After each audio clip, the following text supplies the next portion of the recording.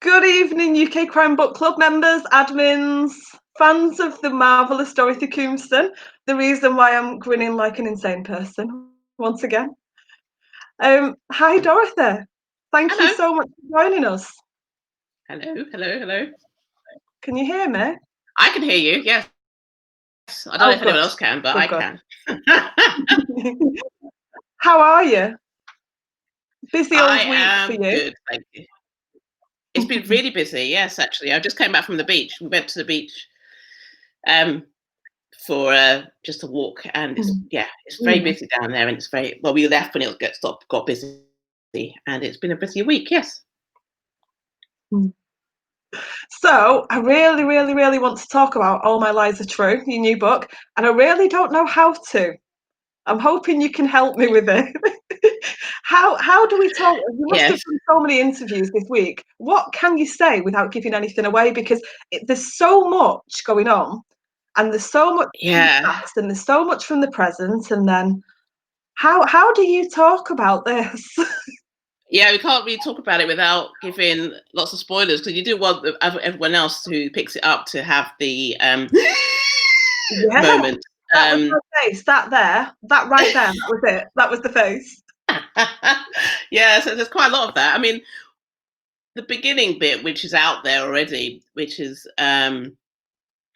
with all the stuff where you find out who the story is about, and the story is mainly about Serena's daughter Verity and Mhm. what she's up to and what she her discovering the process of her discovering that her mother was an ice cream girl and what that actually meant Mm. and what her mother got up Yeah, to when her mother was a teenager. So we could talk about that. And we could talk about the yeah, ice cream girls and what it was about and how it moved on from there. I mean, the first book was mm, obviously about Serena and Poppy and the relationship they had with Marcus, who was their teacher, and how mhm, he basically abused them and how yeah, he ended up dead. And then one of them, Poppy, goes to prison and Serena gets away with it. And I say gets away with it every time in inverted commas because, you know, she lives her life in fear of finding out, of her husband finding out what she got up to, and as it turns out, her children. yeah, Um, and then Poppy gets out of prison 20 years after being sent to prison and is determined to get revenge on Serena and to ruin Serena's life, like her life was ruined. And so that's where the Ice Cream Girls was. And we kind of left it with an ending. Some people weren't happy with the ending. I And liked the ending. I thought the ending was absolutely brilliant, and we're not going to say anything about the no, ending, not the ending, but because I tried I found it not a to, very satisfying ending. yeah, and I try not to spoiler it, the Yeah, ending absolutely. in Yeah, the new cool. book either. So if you haven't Yeah, read the new book and you want to go back, you can still read it without it being spoiled. But yeah, it was an ending that was satisfying, hopefully, for both Serena and Poppy. mm, Um, and so the next book is basically 10 years later. And the process of, as I said, Verity, Serena's daughter, who was 14 in the first book, mm, finding out all this stuff about her mum. And she finds out, I can't, it's not too much of a shock mm. because, as I said, the first bit, it's out there. You can read a sample on my website. You can read um, on various websites.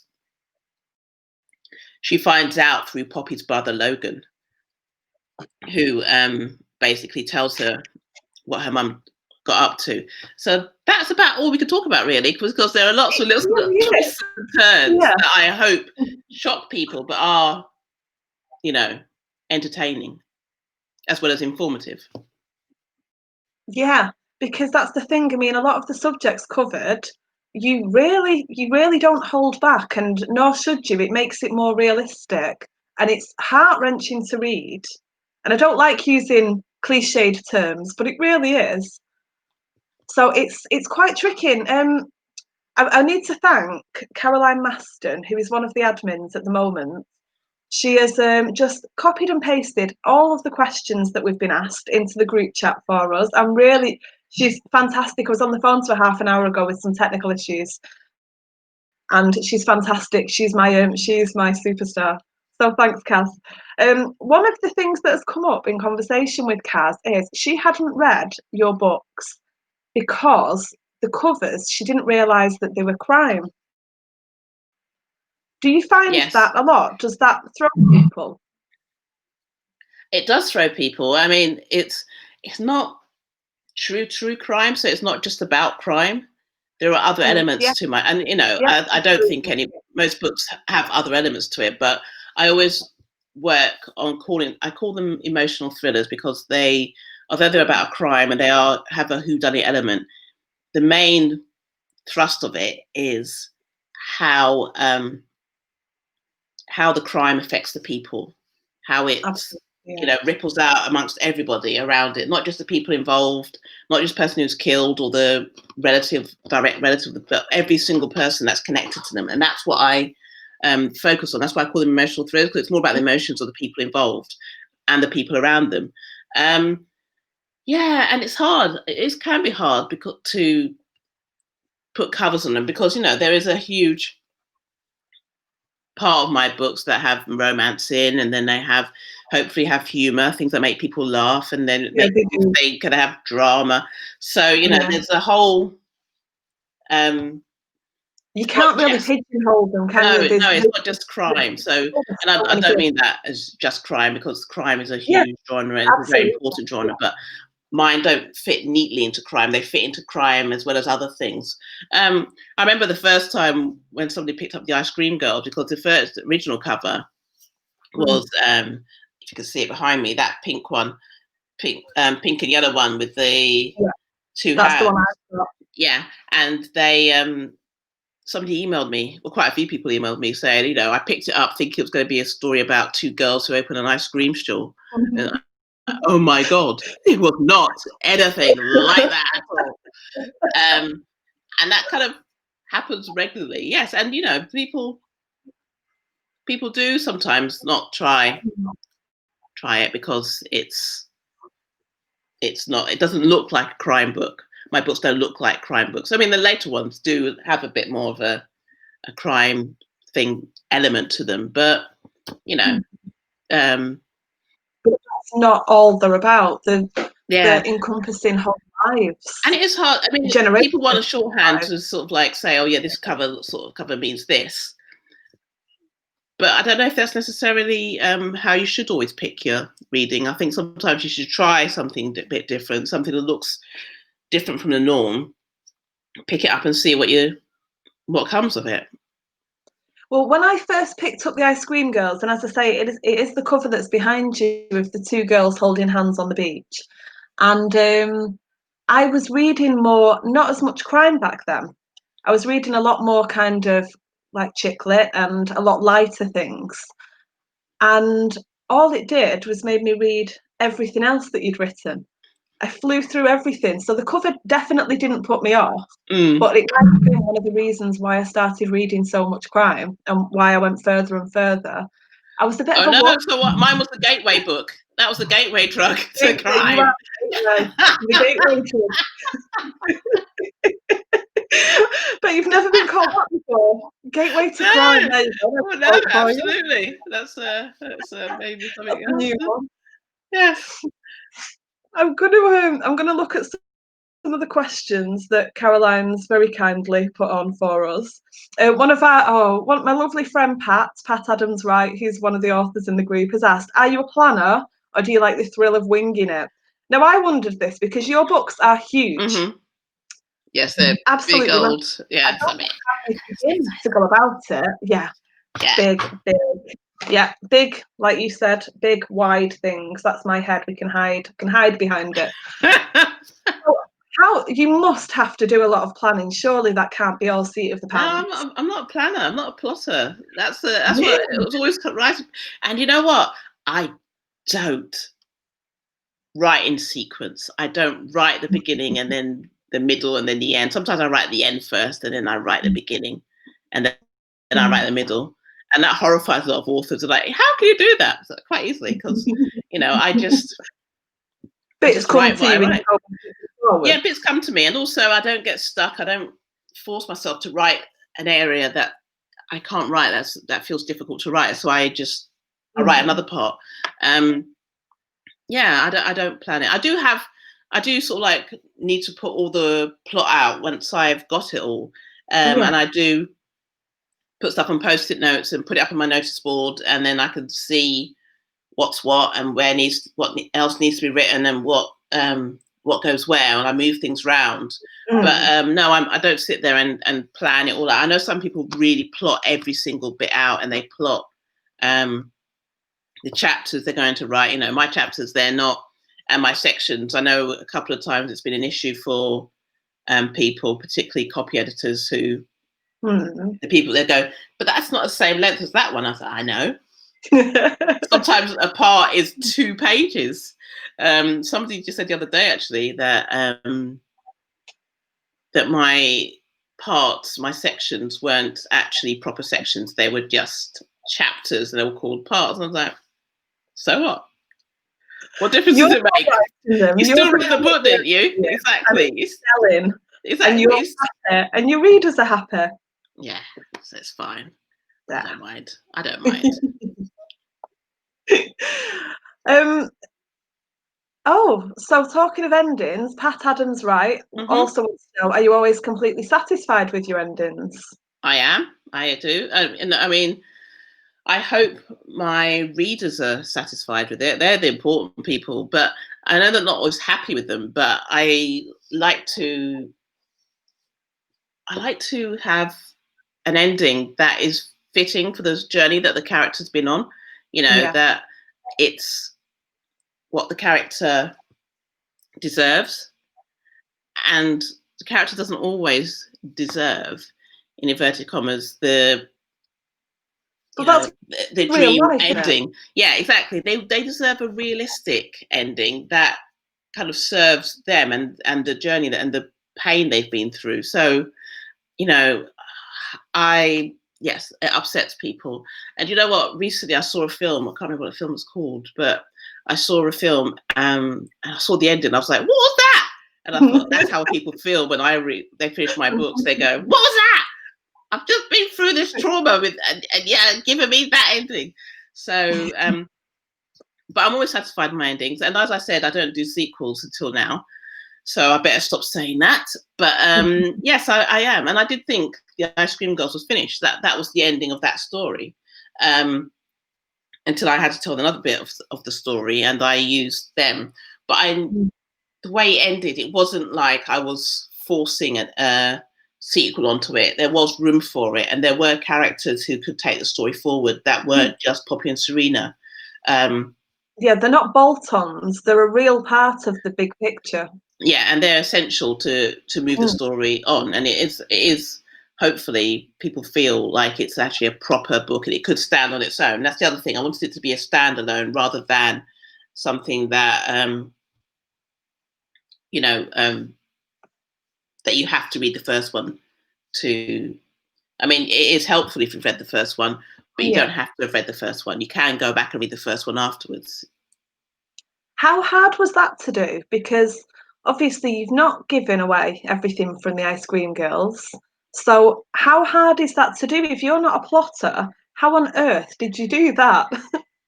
I don't know. Actually, I just did it. I didn't think about it. I had to tell the story. I did have to keep going back to the Ice Cream Girls and checking that I was on the right track and I hadn't misremembered things. A long time ago, so yeah, you're going to have needed some refreshers on it, even though absolutely. Yeah, I did read the first one again, and then I had to, every so often stop and pick up and then go such and such. Like Verity is very much into science and she's very clever, and in the first one that's very clear. And so that's where her personality, Verity's personality wasn't explored that much in the first one. Yeah. And a lot of it was her mother's worry that she was going to turn into Serena. So kind of I had to flesh out Verity and see who she was, but she had all her interests were there. I didn't have to scrabble around and find things that that Verity was all about. I did have it from the first book. So it wasn't wasn't too difficult. I mean, it's difficult writing a book anyway. I mean, as anyone who writes a book knows, it's hard writing a book. It's fun, and I love what I do, but it's not easy. And writing the next part of a story that everyone loved is really difficult because you worry that you're going to taint the characters or do something wrong, or there's going to be inconsistency, because people will always point out inconsistencies and things that aren't accurate from the first one. So yeah, there's all this added pressure, but I did it. You I did. think I pulled it off. I think you more than pulled it off. I'm still amazed at, I mean, like we said, they're so big, I could literally hide behind one. And all of that without planning it. That's mind-blowing to me. Oh.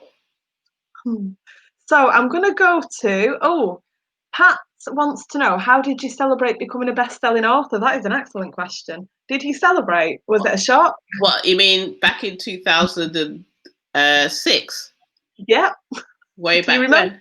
Oh, of course I remember. Of course you remember. You remember all the time. I remember I was back from Australia, actually. I was back from Australia visiting the UK because I lived in Australia at that point. And I remember getting the Sunday Times, and there was my book number 32. And I was like, my goodness, it's in the bestseller charts. It's my third novel. And yeah, I remember going out with my friend and we celebrated. It was just really exciting. And when I got back to Australia, my friend showed this guy in a bar and said, look, my friend written a book. And then I was like, I was really quite shy. And she and the barman said, oh, wouldn't it be great if you you got to the top? And I was like, yeah, so that's what's going to happen.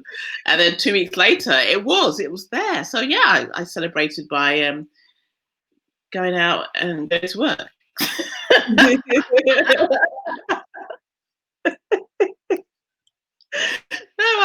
I remember going for drinks with my friends and it being really exciting. Oh, actually, gosh, I remember when I was back in England, it got to number 2 in the charts, where if you haven't been on the bestseller charts before, there's a chart. I can't remember what it's called. It's like the fresh.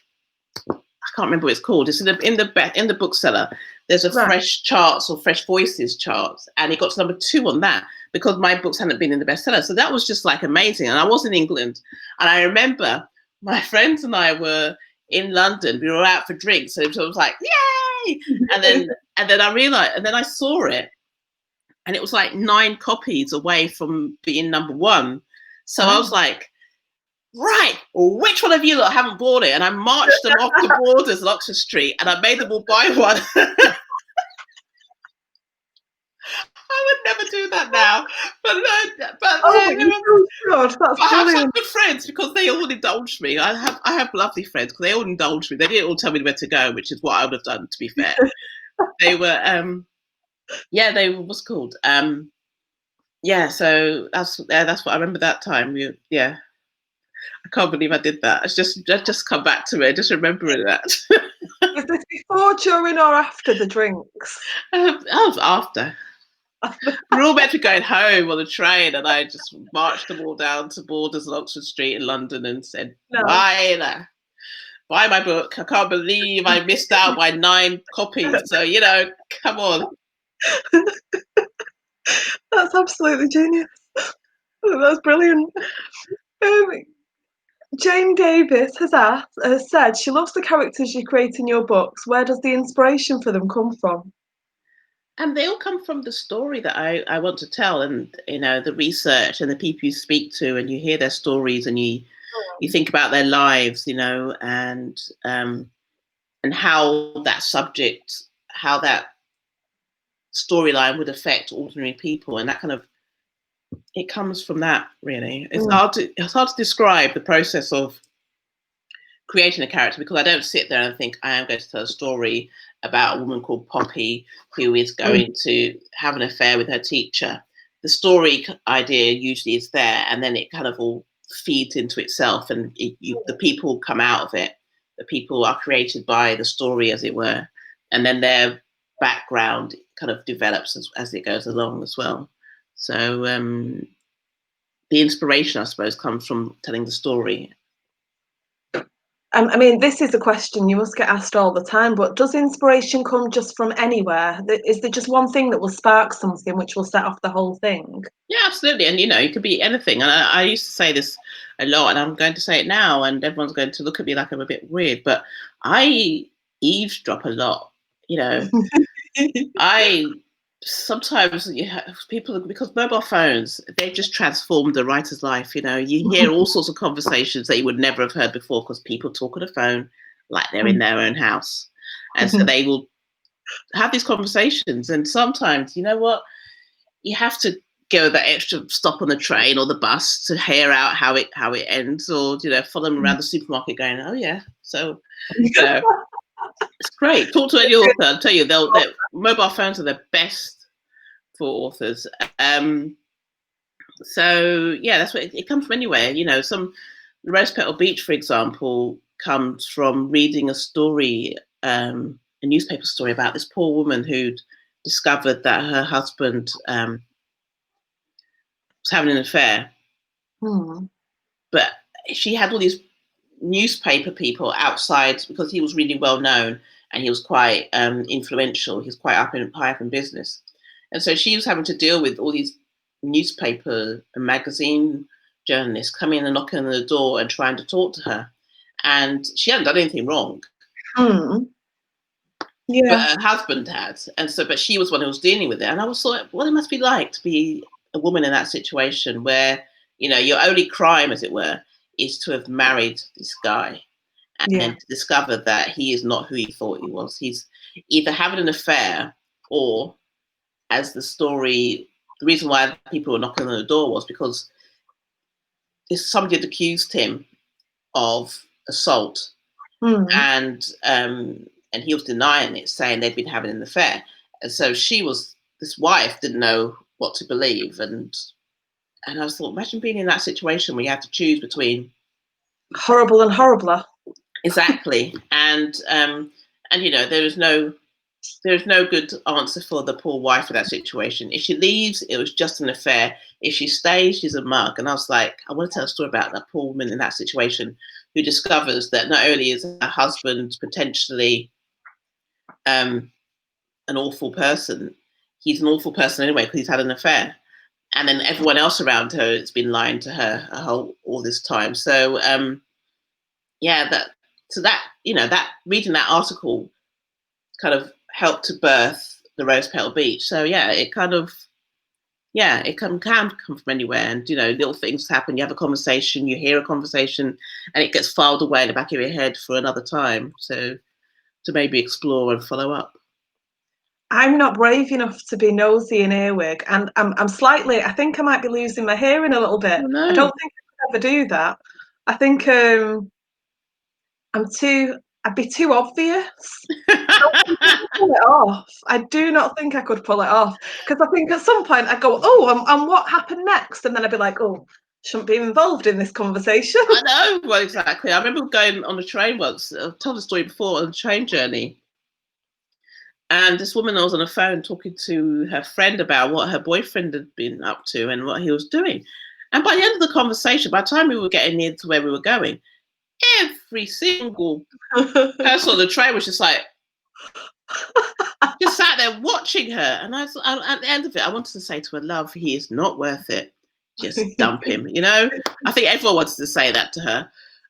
So yeah, we you just practice, practice, put headphones in and pretend that you're listening to something in your headphones. Don't just practice. No, my dad did that once so that somebody wouldn't sit next to him on a bus and talk to him. He was like, I just want to sit by myself. And he sat there bobbing his head and then realised after we got off the bus, like this guy kept looking at him funny and it wasn't plugged in. It was just like hanging out of his pocket. And this is the kind of the level of the woman you're working with. That is my, that right there is my wheelhouse. Oh, well. Sorry, I can't help. No, there's no help for me. There really isn't. David Gilchrist, who is our founder, along with his daughter Caroline, our founder member, and an absolute joy. Did you enjoy your time in Leeds, and will you be going to Harrogate in 2021 if it's still on? Yeah, I loved it. I loved being in Leeds. It was great, and it's funny on my Facebook memories. It popped up today that it was 2 years ago that I was in Leeds getting my honorary membership of my old college, Trinity University, as it's called now. So yeah, I did enjoy being in Leeds. It was great, and yeah, it's great. And yes, I've been to Harrogate past 2 years as just a normal punter, and it's been great. You know, it's one of my great times. I just go, and I have we go to stay in a hotel. We go to events. We have a bit of prosecco, have a bit more prosecco, go to more events, have dinner, have prosecco, go to the tent, talk to people. It's great. Yes, Sounds but I'm like also doing I'm doing a Harrogate event on Monday, actually. This Monday coming, I'm doing a Harrogate, the online Harrogate. I'm doing an event there. So yes, I am going to this one, and also hopefully going to 2021, I mean. Yeah, 2021, yeah. Joe Furness has asked, did you always intend the Ice Cream Girls to have a sequel? I've got 1,000 questions about this. I still don't know how you just kind of went through it and wrote it. I think that's amazing. No, it was never going to, like I say, I don't do sequels. I've always said that over the years. I don't do sequels. No, I didn't intend it to be. I had finished, and all my books, when I get to the end, it is the end. So no, I hadn't. And then, like I say, I wanted to look at abuse 10 years on from when I wrote The Ice Cream Girls, which is essentially 40 years on from when I really wrote The Ice Cream Girls, because it was set in the 80s, so it was 30 or 40 years on from there, and see if anything had changed. And there's new laws that coercive control to try and help prosecute these and to try and help minimize the effect of these relationships. I wanted to see if anything had changed or if it worked. But also, I wanted to see if us lot had changed, because we know so much more. We know so much more. It's talked about a lot more. There's more knowledge. Things aren't as hidden, are they now? Thankfully. Things aren't always as hidden now, thankfully. Aren't they? I don't know. Because I think a lot of us are. We're a bit more savvy to things, and we look for things in a way that we maybe didn't 40 years ago. Yeah, but what do we do about it? That's the thing, that's the thing. We don't do anything about it. It's the doing something about it. That's the crucial thing. And that's why I told the story. I wanted to tell a story of somebody who was in an abusive relationship and then discovers that somebody they know is in an abusive relationship, but they're not sure if they're the abuser or the victim. And that's why I wanted to tell that, so that you've been there yourself, you've seen it, you've been in that situation, and then suddenly you're being confronted with your situation, but you're not sure which side of it is, and you can see from the outside, having been on the inside, what it's like. And, and do we try and help, or do we try and avoid getting involved? Do we notice someone's changing before our eyes, but kind of don't do anything about it, or don't say anything, or try and change, or try and help? Or do we get jumping so slowly that they don't notice and you don't notice until they don't notice, but you always notice? I mean, we pretend.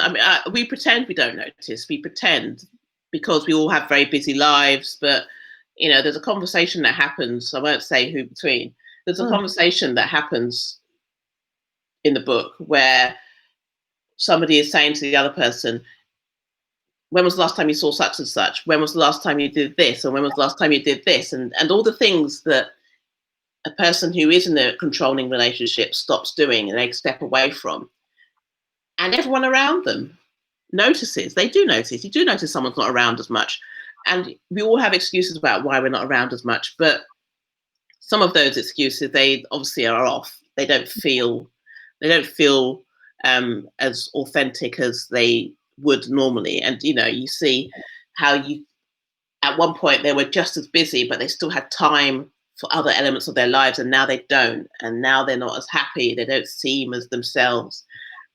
But we kind of tell ourselves it's because life's busy or we don't have as much time, and I Yeah. think I think it's harder to let ourselves off the hook nowadays. Now that we know what's goes on, and that's what I wanted to write a book about: how you let yourself off the hook. You don't step in when you should, and you don't find out how to help someone, how to talk to somebody, how to get them to open up to you. Absolutely. And I think the great thing with your books is the amount of conversations that are opened. You could literally hand your friend a book and I've read this fantastic book, I think you'd love it. And then you're not really saying it, but you're saying it. So Yeah, it opens up this whole new dialogue. hopefully. Um, Dominica De Rosa, who writes as Ellie Griffiths, has asked, how are you influenced by Brighton and the seaside in general? Also an influence for Ellie, Dominica. Yeah, well, I love living. Obviously, I love living in Brighton and Hove. So, and it does, when you live somewhere, you want that to become part of the story, don't you? Become almost like another character, and it grounds people.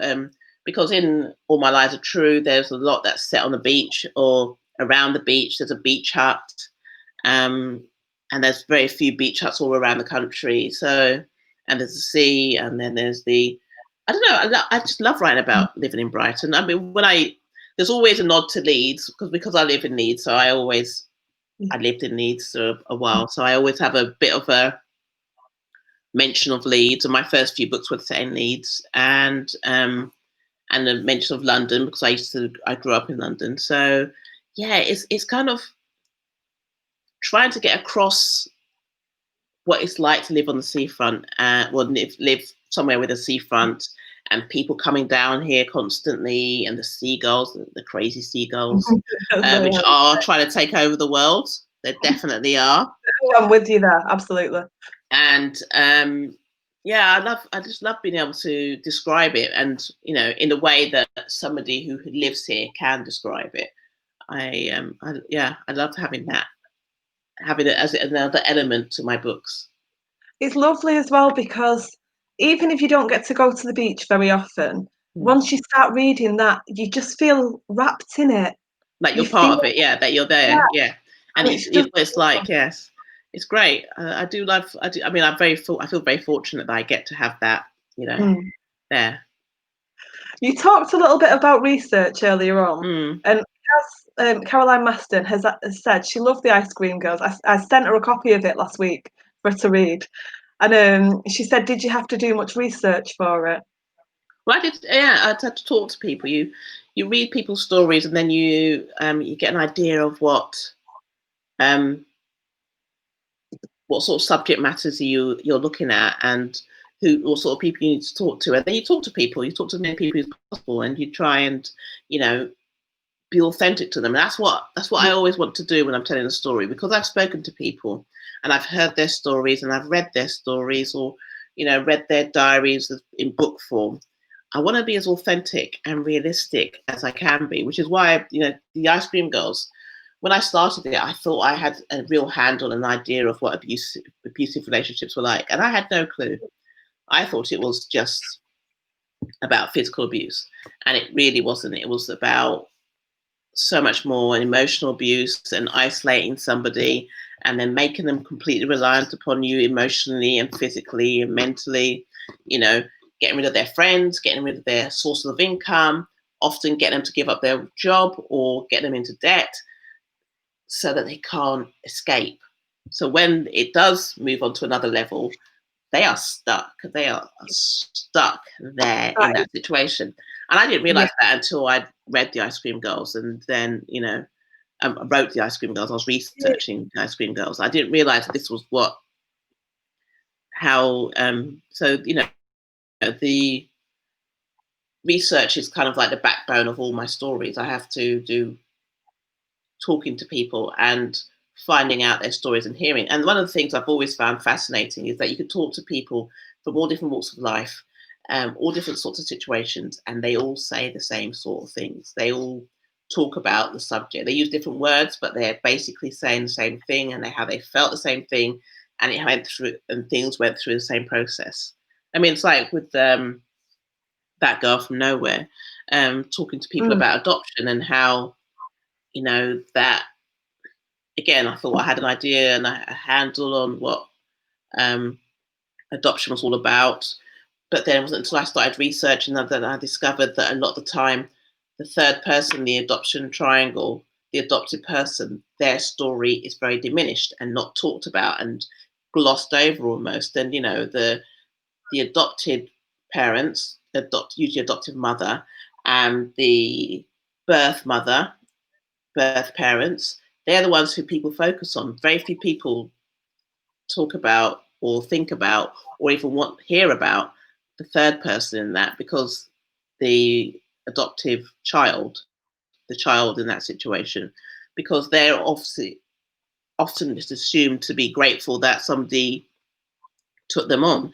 They don't think about the complex emotions of adoption and how it can really affect them and inspire them to do lots of different things, and things like hating their birthdays. I was really surprised when I found out that a lot of adopted people hate their birthdays because that's the day that that their journey becoming a person who's going to be adopted began. So yeah, I find out research helps me to find out a lot about a subject that I didn't know. I didn't know. If that makes sense. That's the thing, because when you grow up and you read things and you watch films or you watch TV programs, and you maybe know some people who've got a bit of experience, and you've got an idea in your head and you think that's how it is. But when you dig deeper and really look into it, that must be not only fascinating and traumatic as well sometimes, but Yeah, but the also amount, it's real honour because people tell me their stories and tell me what they are feeling, and I feel really honoured that they feel able to tell me these things. I always reassure people that when they talk to me that I'm not going to reveal their story or reveal them or the elements of yeah, their story that make their story unique, because they tell you the same thing, but it's got a twist that makes their story unique. yeah. So I'm quite honoured. I feel quite honoured that people trust me enough to tell me their story as well. Yeah, that must be a really special thing Hmm. to sit down with somebody and they know that you're genuinely interested as well. And it comes across, you can tell that it comes across so well. How much heart and soul you put into what you write is incredible. Especially Thank seeing you. as you don't plan. My head will not wrap You can't around let that it. go, can you? I can't let it go, no, no, no, and I don't want to. I'm okay with that. I'm good with that. That's exciting. That has got to be exciting for anyone watching who's an aspiring author to go. I mean, let's have a look.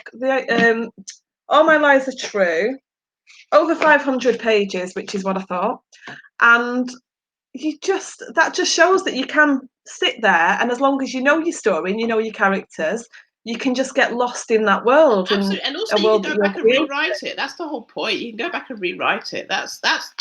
One of Mm. the best things about being a writer. You don't have to just write. Don't have to get it right first go. You can go back and rewrite it many times as you like, and that's the whole point. Mm. So you don't have to plan if you don't want to.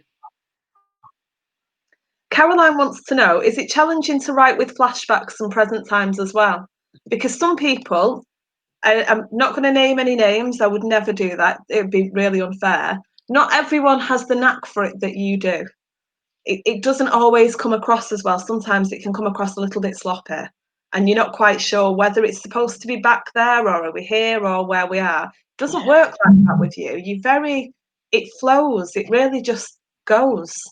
It's part of the storytelling process and part of the unraveling of the story. So I kind of need the back and forth. I know a lot of Mm. people say that it's a weakness in storytelling, but for me, it's part of how I love telling stories, and how you slowly reveal what Mm. happened, and with the All My Lies Are True, you kind of slowly discover what Verity's been up to, and and because there are lots of different flashbacks, and oh my goodness, it was so difficult because in the Ice Cream Girls, we have the 80s when the girls are having their relationship with Mm. Marcus, and then you have the 90s when Poppy's in prison, and then you have the present day when Serena and Poppy are living their lives and Poppy comes out of prison.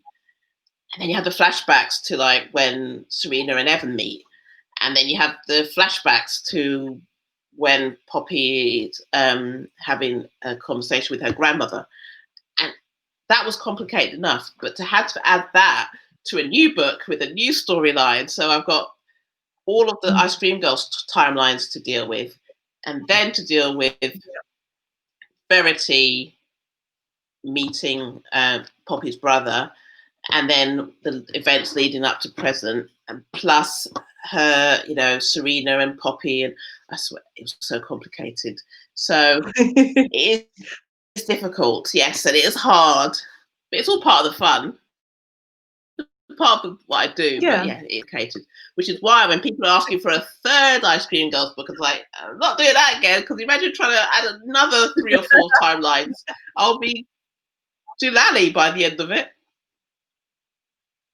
Now, I thought with the Ice Cream Girls, it was really satisfying, and I didn't know that I mean, obviously, you didn't plan to write another one, but now that you've done that, are there any others that you think, oh, maybe there's Oh like no. another 10?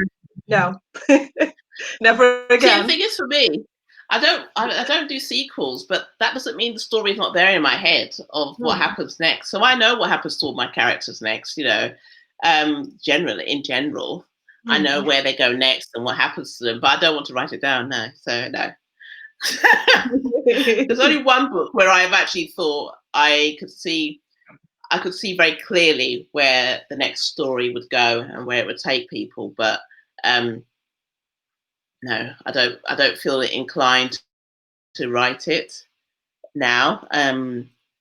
It was a story I think I thought about most, and thought about where the characters were and what would happen to them, because there was so much uncertainty about the ending and the relationships that were in the book. The book I'm talking about is The Friend, because there is so much more that could be explored, but I'm not going to do that. But your arm I can't be can't. twisted. No, not at the moment. I keep saying never. Let's say never. I keep saying I'm not doing that. I'm never doing that, and then I go and do that, don't I? I'm never going to get a dog. I've got 2, like I said. So who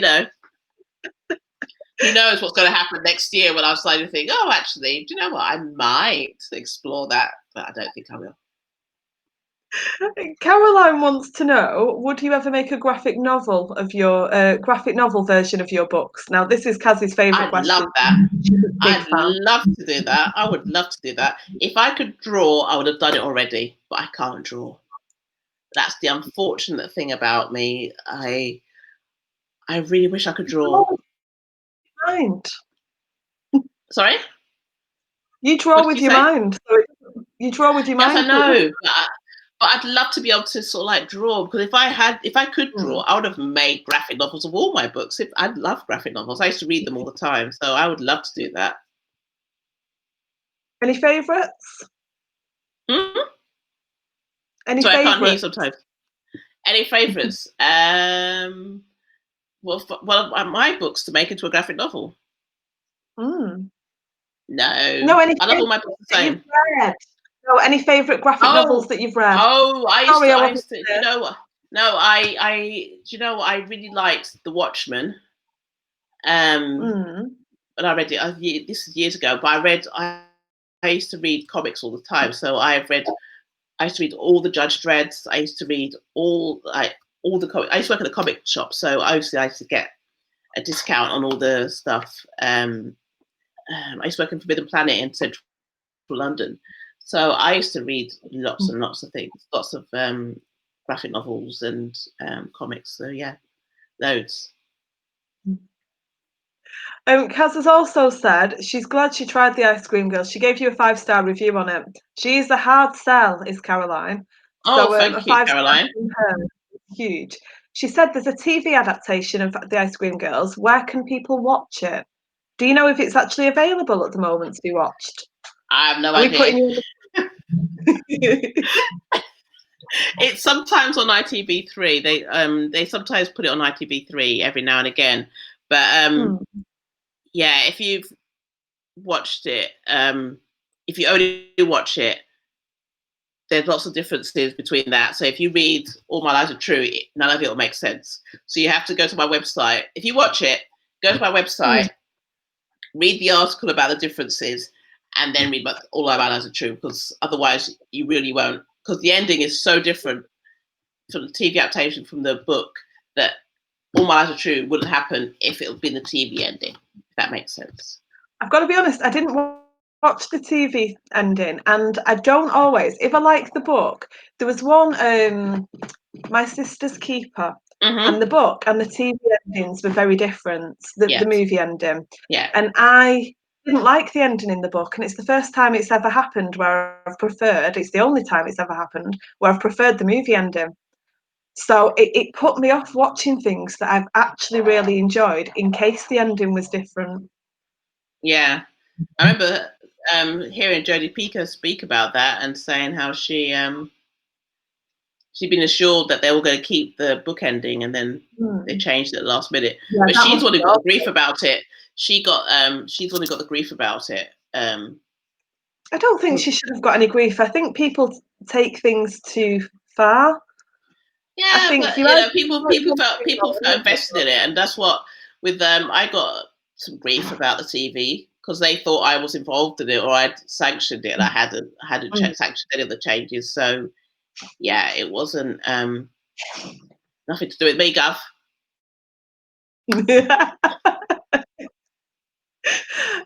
I've just been really thrown. Kaz has copied the questions into the side panel here for me with everybody's names, and then it says, Samantha Brownley, what are your most memorable moments as an author? And I just thought, I'm not an author, and then I realised she put my question in.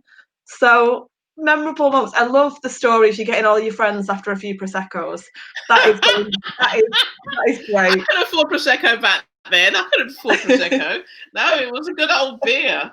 Those were the days when I was gluten. I had gluten, so I could drink beer like anybody else, or wine. No, I have so many.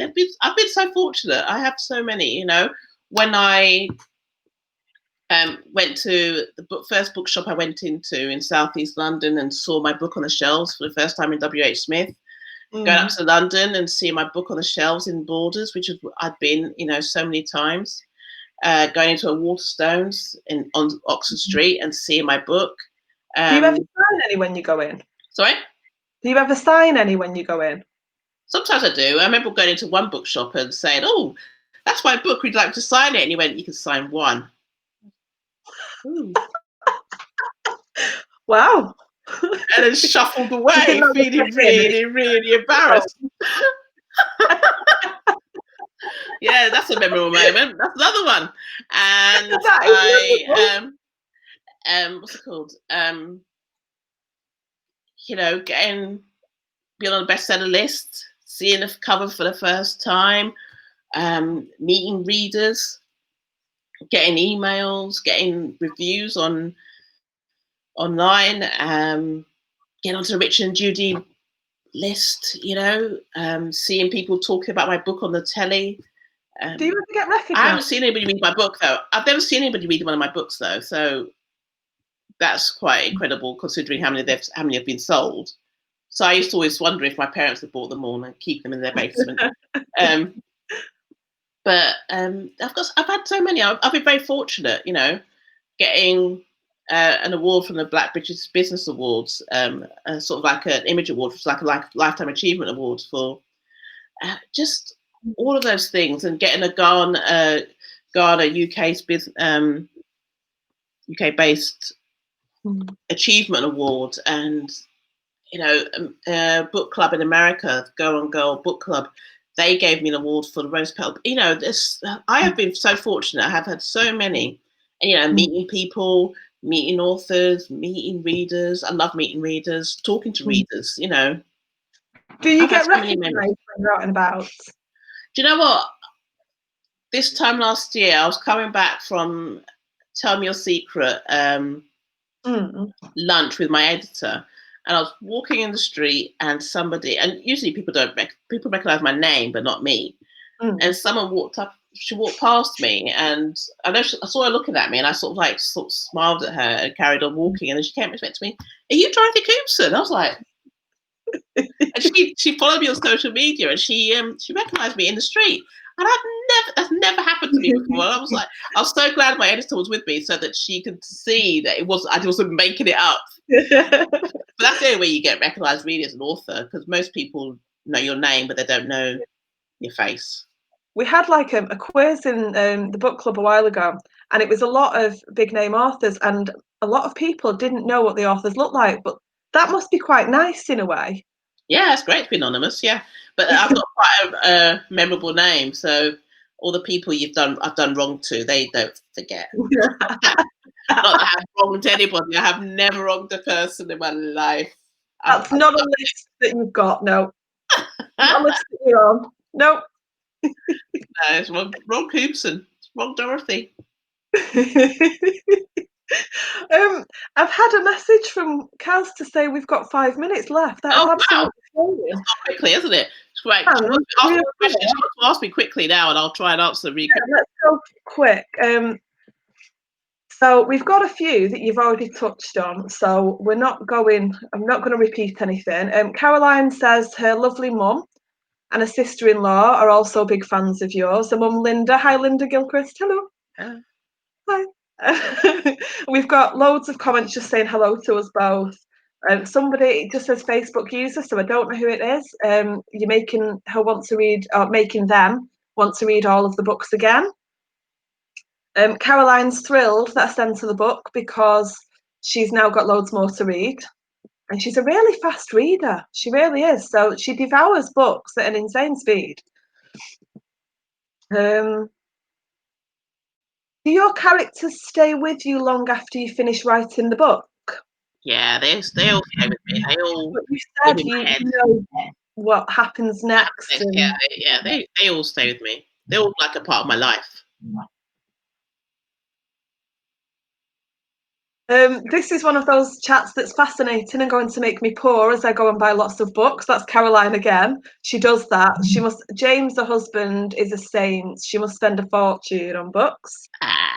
Please do with your money. Buy books. There has been a 10-year gap between Ice Cream Girls and All My Lies Are True.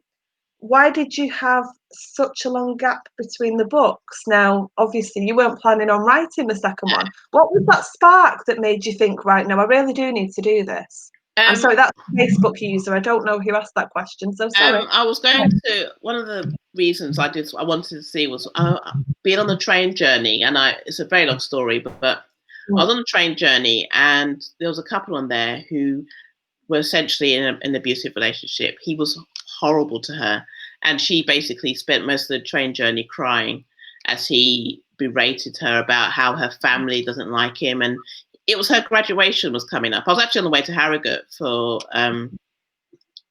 last Harrogate book crime writing festival, and I remember sitting there thinking nothing's changed. He didn't want her to see her family. He wanted to ruin her graduation, and I thought, has abuse changed? And because we all sat there watching him, and I remember sort of like smiling at her, and I told one of the people I was meeting when I got there, a police officer, about it. And she said if she'd been there, she would have gone up to the lady and said to her, given her card and said, "You need to talk to me." And I wondered if I should have said something or done something, which I don't know, because sometimes that can cause a lot of problems for the person who's in an abusive relationship. That's why that was the spark from where I wanted to see if anything had changed in the 10 years since I wrote The Ice Cream Girls. So, yeah. I'm really glad that you did the follow-up, and that's where we're going to end. I can see the cover behind us for All My Lies Are True, so if anybody hasn't read it, they really need to. You really can read them in any order, but I do hope that people read The Ice Cream Girls first. And then, is that book number 16? 16, yeah. 16, okay. So a lot of reading material, and hopefully people now will go and buy a few books and see what they've been missing, because as Kaz said, and as people have said, you really shouldn't be judging the books by the covers. They are beautiful covers, but they don't always, as with any cover, you're not going to discover everything that's underneath just by looking at an image. Yeah. So thank you so much for coming to. No, thank you. And thank you everybody for tuning in. I've been doing my absolute best when we're talking about really serious things and issues. I just keep going, that's Dorothy Koomson, and smiling, and then trying not to smile. So thank you so much. And thank you to the members and the admins for joining us, and to Kaz for saving me as usual. She is my saviour. Well, thank you, everybody. Thank you so much.